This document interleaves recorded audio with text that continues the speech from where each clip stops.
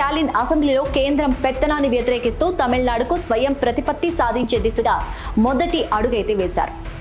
స్వయం ప్రతిపత్తిపై స్టడీ చేసి ప్రభుత్వానికి సిఫార్సులు చేయడానికి సుప్రీంకోర్టు మాజీ న్యాయమూర్తి జస్టిస్ జోసెఫ్ కురియన్ నేతృత్వంలో ఒక ఉన్నత స్థాయి కమిటీని ఏర్పాటు చేస్తున్నట్టుగా ప్రకటించారు.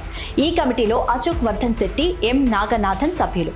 శాసనసభలో 110వ నిబంధన కింద ఈ ప్రకటన చేశారు. దీంతో ఒక్కసారిగా అందరి దృష్టి తమిళనాడుపై పడింది. ఈ సందర్భంగా స్టాలిన్ చాలా జాగ్రత్తగా మాట్లాడారు.